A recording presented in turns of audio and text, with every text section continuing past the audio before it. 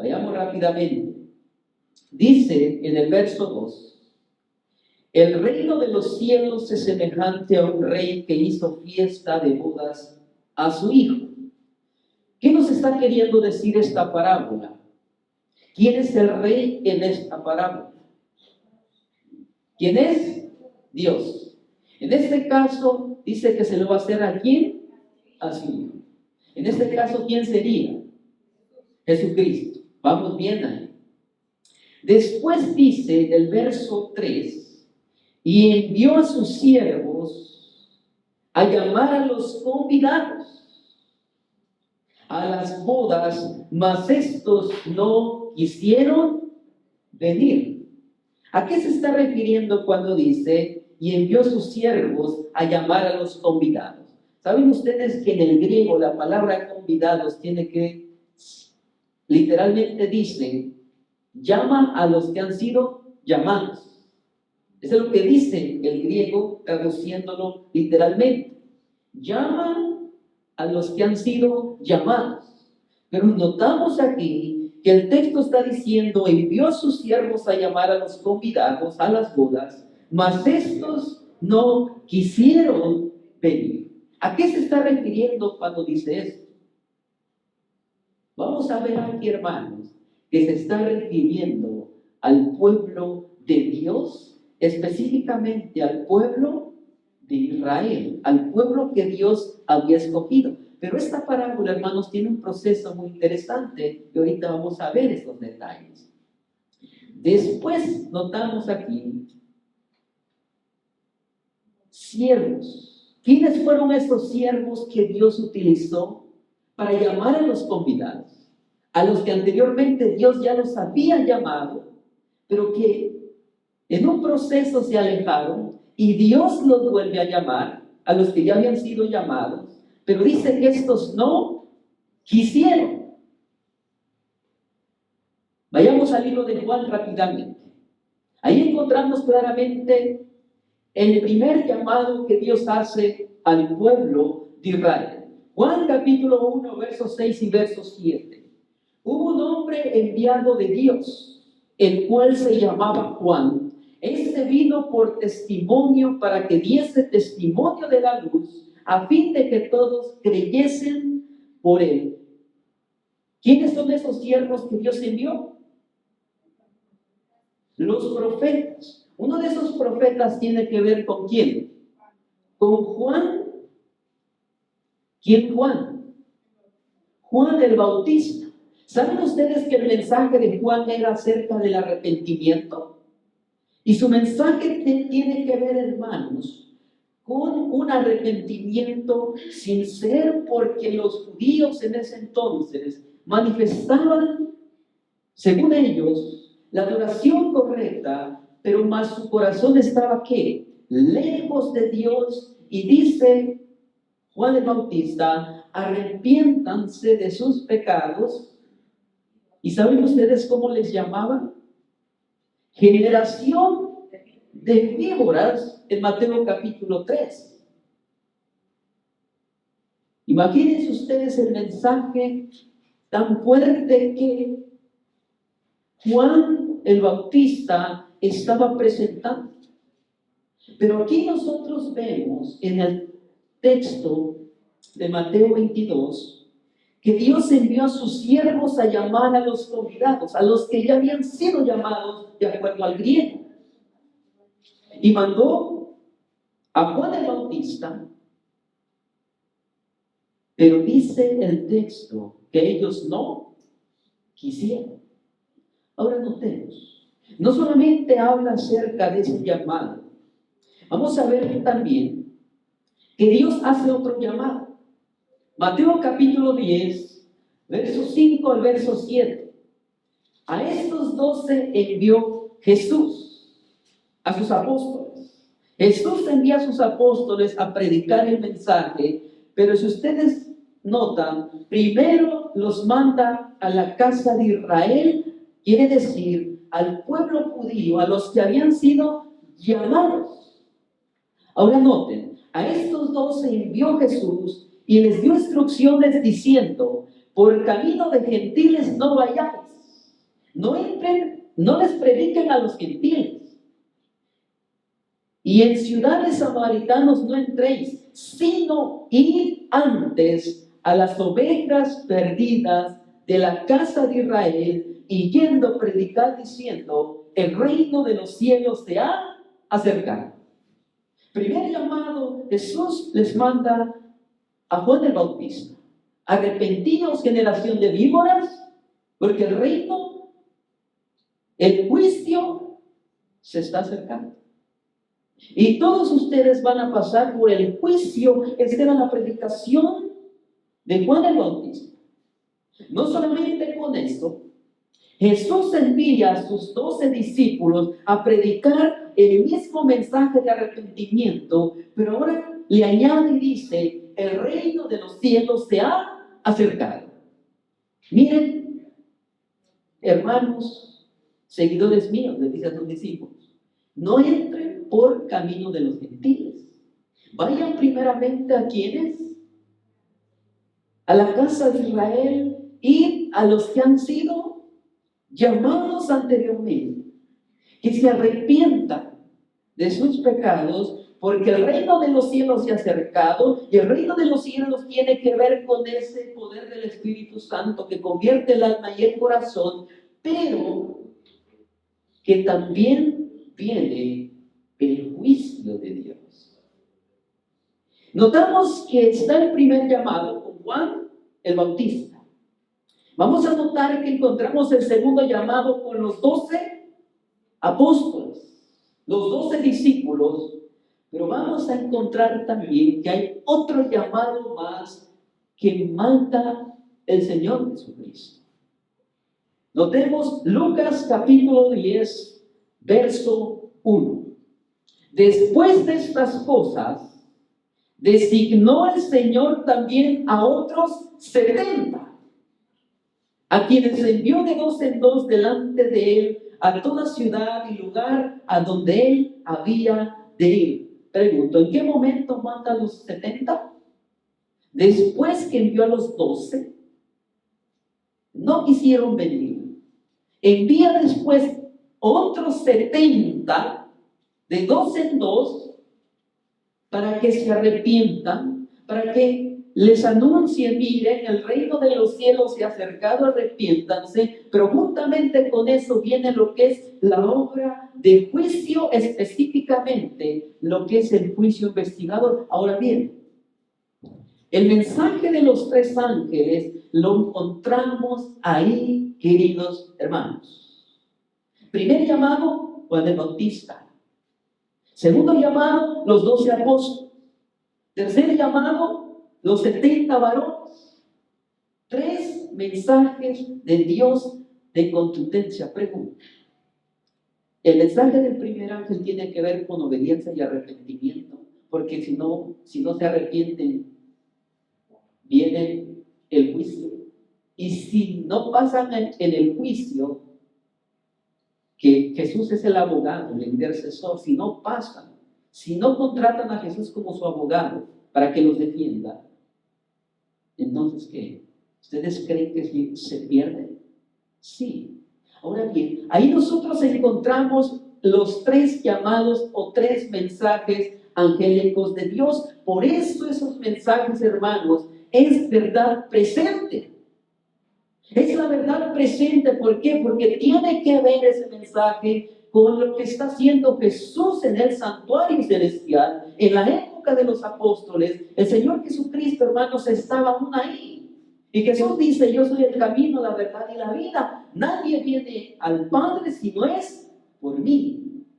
Por lo tanto, ustedes tienen que arrepentirse y aceptarme a mí. Eso es lo que nosotros conocemos como la justificación por la fe. Jesús es el que nos justifica, Jesús es el que nos perdona, y por eso Dios hace un llamado a los que habían sido llamados. La palabra convidados en el griego es llama a los que habían sido llamados. Por lo tanto, hermanos, aquí estaban llamando a su pueblo de Israel, al pueblo que Dios había escogido de antemano para predicar ese mensaje especial. Sin embargo, ellos cerraron sus oídos. Encontramos los tres mensajes. Vayamos al libro de Mateo capítulo 22, verso 4. Vayamos al verso 4 de Mateo 22. Volvió a enviar a otros siervos. Noten muy bien que no se queden los 70. Dice que volvió a enviar a otros siervos diciendo: decid a los convidados. Quiere decir, decid a los que han sido llamados: he aquí, he preparado mi comida. He preparado, ¿qué? Mis toros, animales engordados, han sido muertos y todo está dispuesto. Venid a las bodas. Ahora bien, ¿a qué se está refiriendo esta parte? Se está refiriendo, hermanos, de que Jesús iba a morir en la cruz del Calvario. Eso es un símbolo de que Dios dice: he aquí he preparado, he hecho una fiesta. Y esa fiesta, hermanos, tiene que ver con nuestra salvación. Pero para que nosotros seamos salvos, se necesita derramamiento de sangre para perdón de nuestros pecados.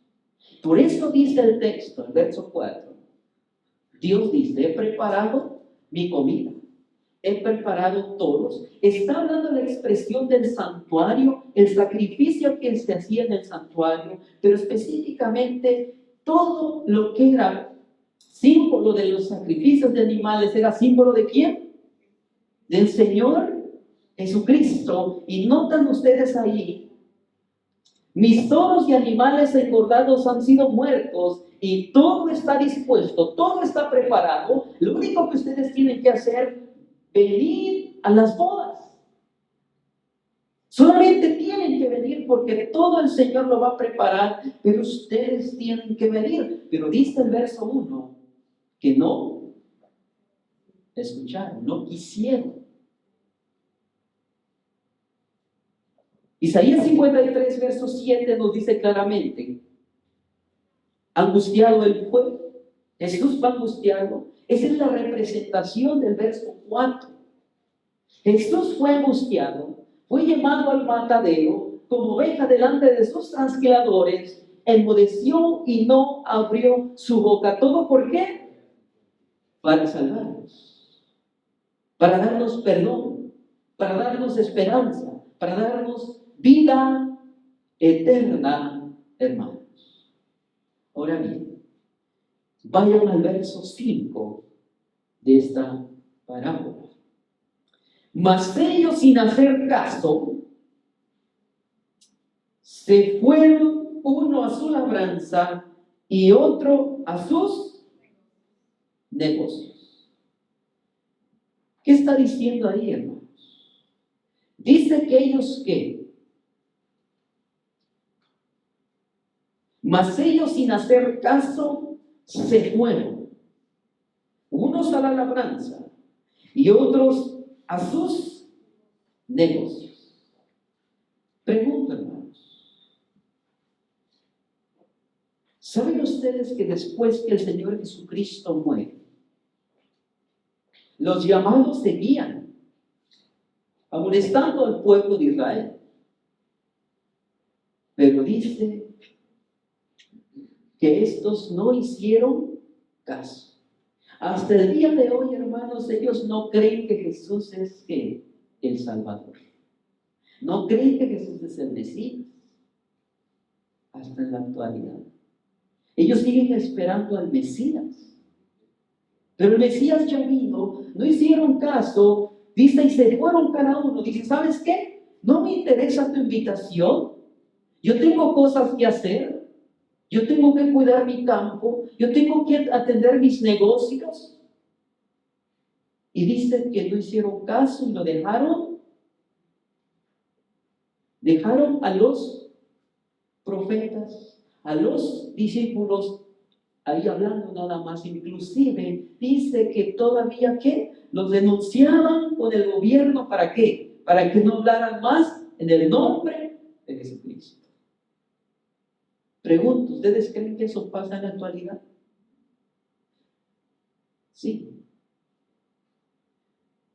Noten bien. En los versículos 5 y 6, los judíos rechazan el llamado. En el verso 1 de esta parábola tenemos 3 llamados por tres predicadores. Juan, los discípulos, ¿y qué más? Los 70. Después en el verso 5 y 6, hermanos, siguen aún los llamados. Pero este llamado ya es después de que Jesús, ¿qué? Muere, y nuevamente Jesús comienza a llamarlos, pero no hacen caso. Cada uno tiene cosas que hacer.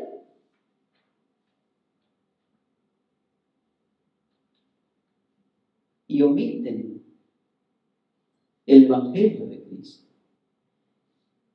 Después en Mateo capítulo 22, vamos a notar aquí, hermanos, cómo Dios comenzó a trabajar y enviar profetas, sabios, hermanos, a los judíos. Mateo capítulo 22, 34, 35 nos dice: por tanto, he aquí yo os envío profetas y sabios y escribas, y de ellos a unos mataréis, crucificaréis, y a otros azotaréis en vuestras sinagogas, y perseguiréis de ciudad en ciudad, para que venga sobre vosotros toda la sangre justa que se ha derramado sobre la tierra, desde la sangre de Abel el justo hasta la sangre de Zacarías, hijo de Berequías, a quien matasteis entre el templo y el altar. Dice aquí, hermanos, que Dios envía, después de su muerte de Jesús, envía profetas, envía sabios. Pero dice en Mateo 22, 34 y 35, que ellos, ¿qué? ¿Los mataron? ¿Los crucificaron? Ahora la pregunta es, ¿quiénes son esos profetas y sabios que Dios envió?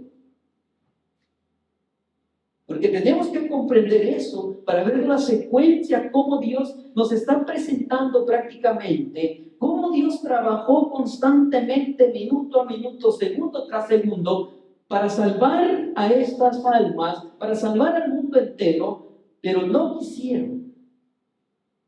La persona que se pierde, hermanos, no es porque ella quiso o él quiso perderse. Ahora notemos. Envió profetas. ¿Saben ustedes a quién se refiere cuando envió profetas? Después de la muerte de Cristo, dice que envía profetas. Se está refiriendo, hermanos, a Esteban. ¿Por qué? Recordarán ustedes la vida de Esteban, y eso vamos a ver un poquito más adelante. Dice que Esteban, hermanos, miró ¿a quién? A Jesucristo, miró la gloria de Jesús, pero dice que miró a Jesús, que estaba sentado, ¿dónde? Al lado de su Padre. Hermanos, lo que Juan miró, dice la mensajera de Dios, que miró el santuario celestial de Dios, hermanos. ¿Y en qué época, hermanos, pasa Jesús del lugar santo al lugar santísimo? En 1844, ¿verdad? Pero cuando Jesús muere y resucita, ¿a dónde ascendió? A los cielos. ¿Pero en qué lugar fue Él? En el lugar santo. Pregunto, ¿en el lugar santo qué es lo que se hacía? Se intercedía por el pueblo. Pregunto, Jesús estaba intercediendo por el pueblo, amonestándolo llamado tras llamado. ¿Por qué? Porque, hermanos, más adelante iba a entrar a lo que es que el juicio de Dios. Y la parábola lo explica más adelante, todo ese proceso. Entonces Esteban, hermanos, es llamado para predicar el mensaje de arrepentimiento, pero dice que ¿qué? Lo matan ¿Envió profetas Dios? Sí, mandó a Esteban. Y sabios y escribas. ¿Quiénes son esos sabios y escribas? Hermanos, vamos a notar aquí. La palabra de Dios es muy clara. Vayamos rápidamente al libro de Hechos 5:40 al 41. Aquí nosotros vamos a notar, hermanos, que no solamente envió quienes, profetas, envió sabios. ¿Saben ustedes, hermanos, quiénes eran esos sabios? Eran los 7 diáconos. Si ustedes notan el proceso, primeramente viene ¿quién? Esteban, ¿sí o no? Después vienen ¿quiénes? Los 7 diáconos. Pregunto, ¿la Biblia dice que eran sabios, sí o no? ¿Llenos del Espíritu Santo? Sí. Por lo tanto, hermanos, Dios envía profetas a Esteban, envía sabios que son los 7 diáconos. Después nosotros encontramos aquí, a unos iban a matar. ¿A quiénes de los discípulos mataron, hermanos? A todos.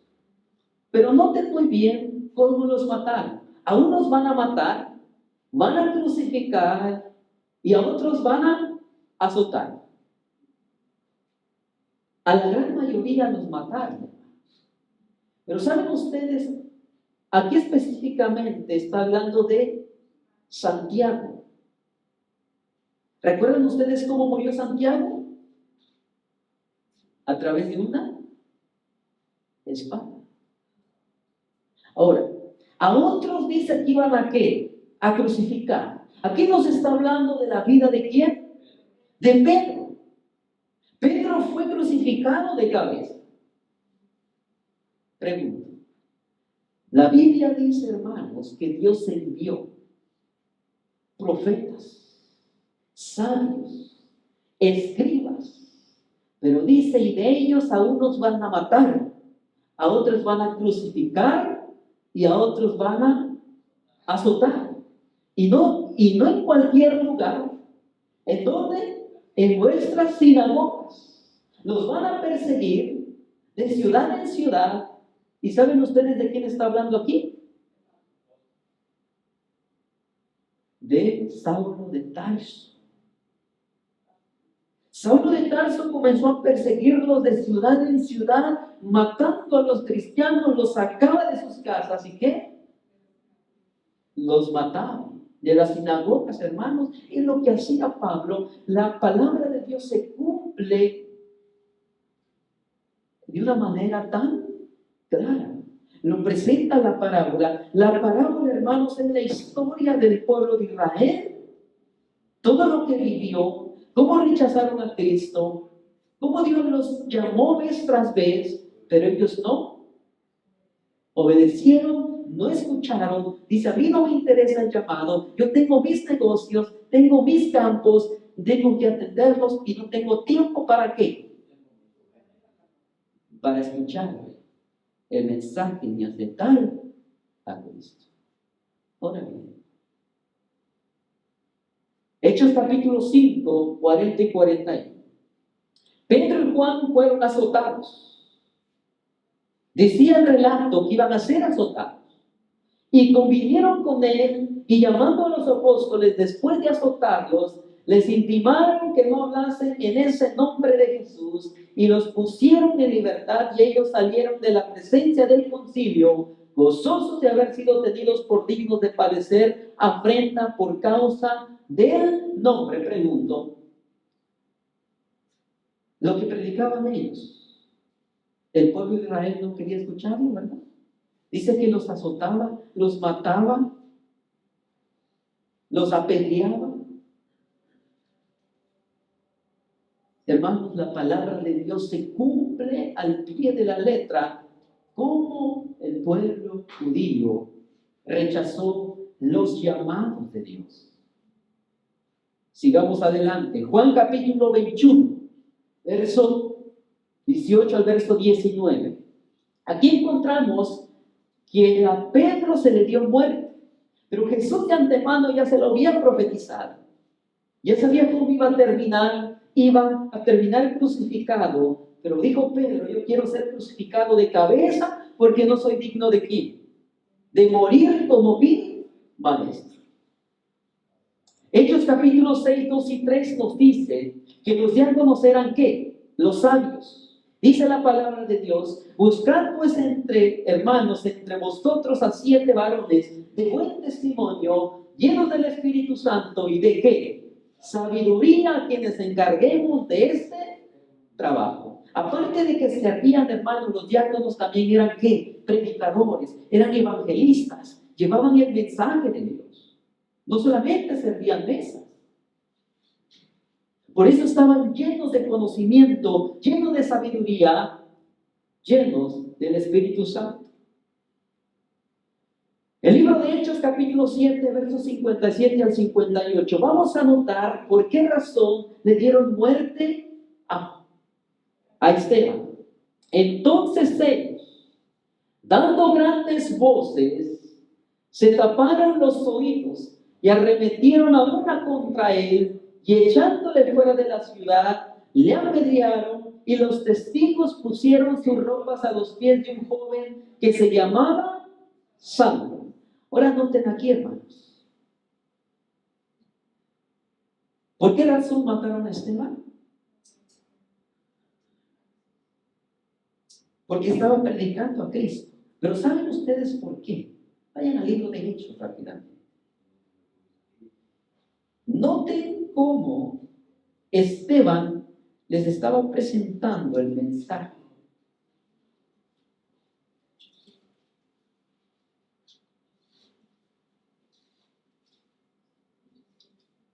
Dice, Esteban, hermanos, le estaba presentando toda la vida de Israel, cómo Dios los había sacado, cómo Dios los había elegido, cómo Dios había hecho grandes cosas en ellos. Pero fíjense en el verso 45 de Hechos 7. Tuvieron nuestros padres el tabernáculo del testimonio en el desierto. Les está hablando del santuario, hermanos. Después dice, como había ordenado Dios cuando dijo a Moisés que lo hiciese conforme al modelo que había visto, el cual recibido a su vez por nuestros padres, lo introdujeron con Josué al tomar posesión de la tierra de los gentiles, a los cuales Dios arrojó de la presencia de nuestros padres hasta los días de David. Este halló gracia delante de Dios y pidió proveer tabernáculo para el Dios de Jacob. Mas Salomón le edificó casa, si bien al Altísimo no habita en templos hechos en mano, como dice el profeta, el cielo es mi trono y la tierra es estrado de mis pies.